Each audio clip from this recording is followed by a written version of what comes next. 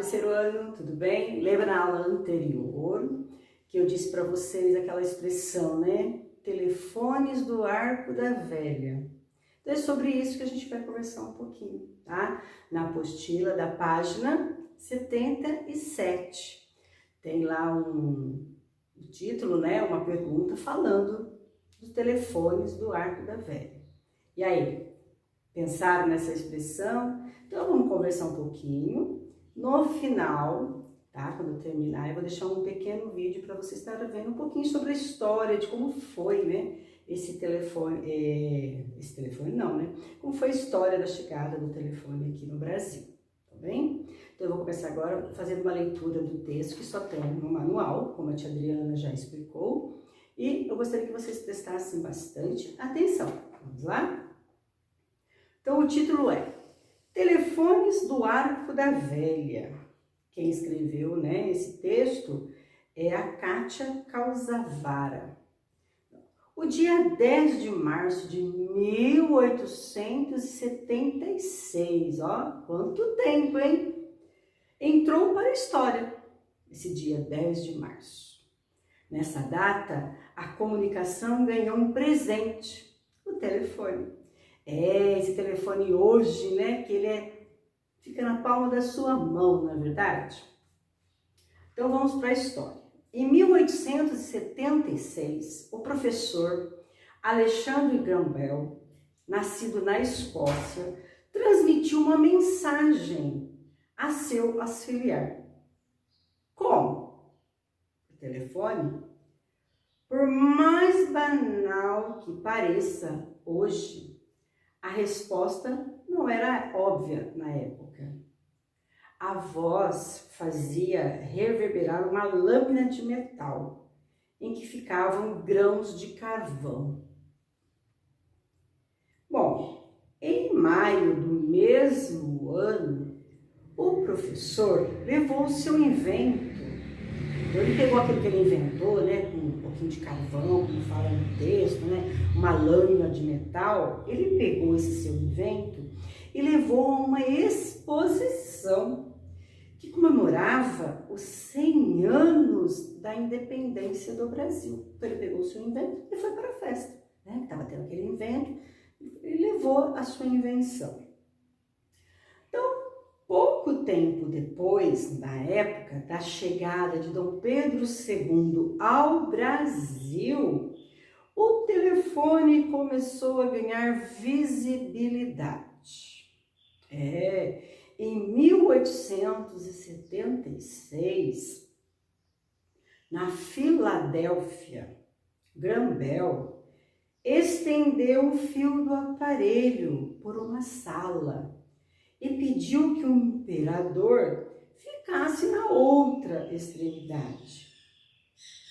Foi quando Dom Pedro exclamou: "Meu Deus, isso fala!" Olha só, hein? Olha como que surgiu o telefone.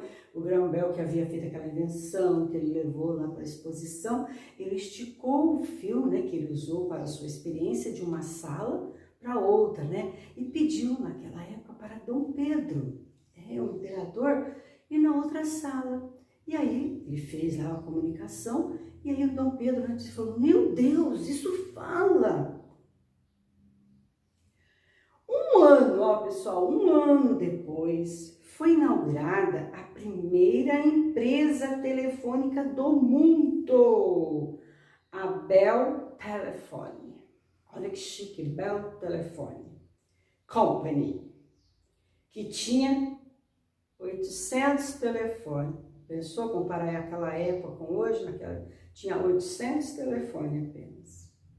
Por volta de 1900, o padre brasileiro Landel de Moura registrou a patente de um transmissor de ondas, uma espécie de telégrafo e um telefone, ambos sem fio.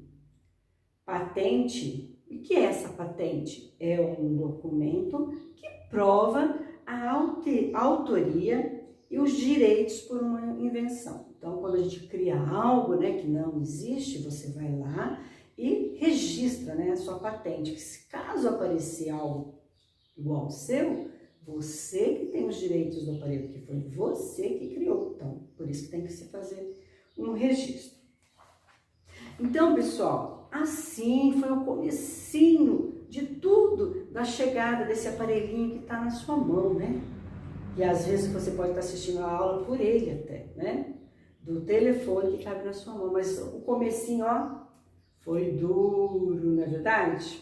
Olha quanto tempo se passaram, olha só e olha o progresso, né, que tem de um telefone por outro. Eu me lembro, eu vou contar duas historinhas. Uma história, eu me lembro que quando o telefone, né, começou a chegar, a gente não tinha telefone em casa, né? Todo mundo que tinha um telefone.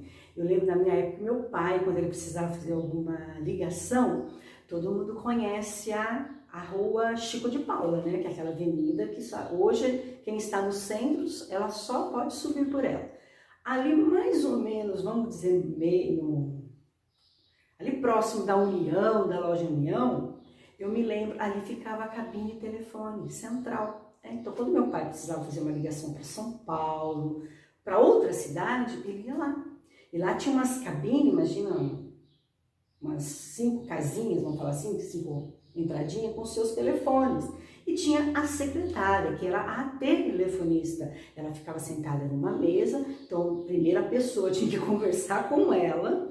Falava assim, olha, eu gostaria de fazer uma ligação para São Paulo. Então, você passava o número para ela, aí ela dizia assim, olha, senhor, meu pai se chama Inocente, senhor Inocente, o senhor vai na cabine 3.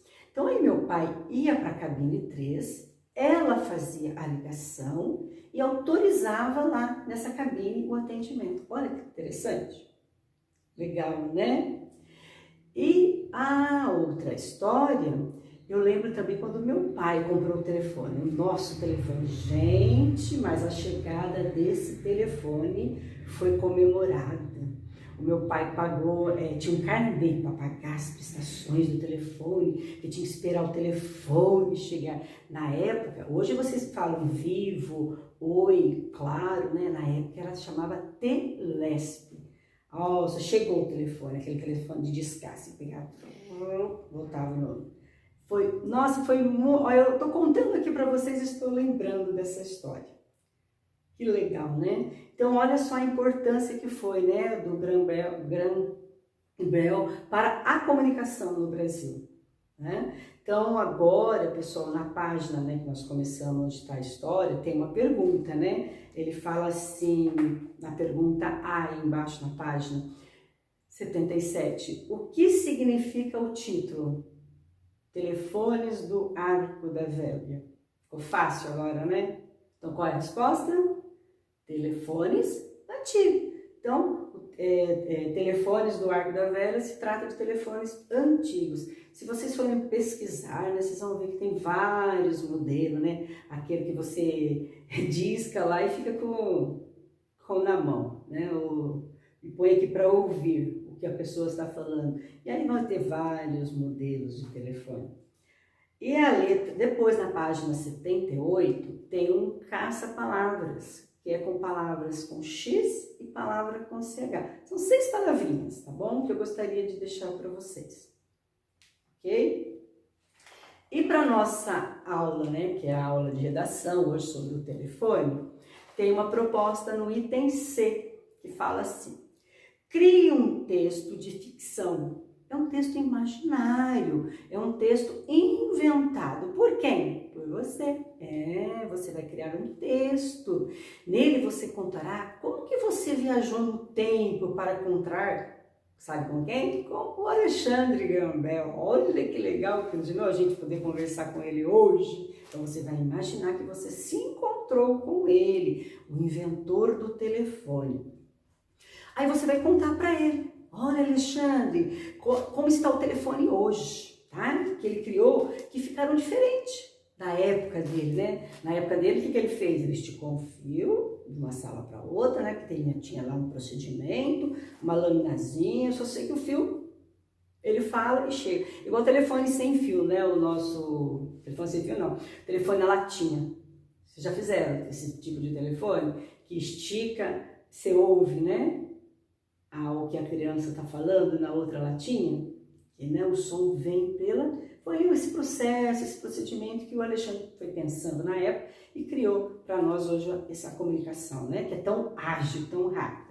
Então o que você vai fazer? Você vai falar sobre um desses aparelhos que a gente tem hoje. Porque nós temos o telefone celular, nós temos o tablet, o smartphone, o computador, que também é um meio de comunicação que nós temos hoje, né?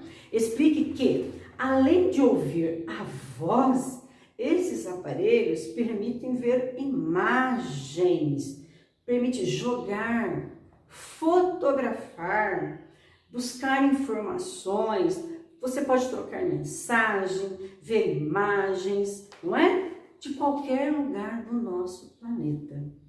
Você que está aí vendo é livre para criar uma conversa mais séria ou mais bem-humorada com o inventor, que pode não acreditar no que você vai contar, não é verdade? Imagina você encontrar com ele aquilo que ele criou lá no passado e contar o que está acontecendo hoje. Será que ele vai acreditar? Não sei. Você vai usar a sua imaginação durante essa história, desse texto que você vai estar escrevendo, tudo bem? E como será que você vai fazer para conversar com esse gênio que a invenção dele mudou tanto com o passar do tempo? Então, pessoal, vocês vão pegar o seu caderno, dar um título para esse texto que você vai produzir, tá? E seja bastante criativo. E vou deixar uma proposta. Você pode também, depois de pronto o seu texto, estar enviando para a gente. Eu gostaria de ver, tá? Essa produção de vocês. Ou gravar, sabe? Pede para a mamãe, já que nós estamos falando de comunicação, lê o seu trabalho, que você fizer, o seu texto, e vai gravando. E depois manda para a gente o vídeo ou o áudio, tá bom? Então, vou deixar agora, então, como eu falei no início, um videozinho para vocês estarem vendo um pouquinho mais sobre esse evento tão importante hoje para nós, né? Ó, beijo!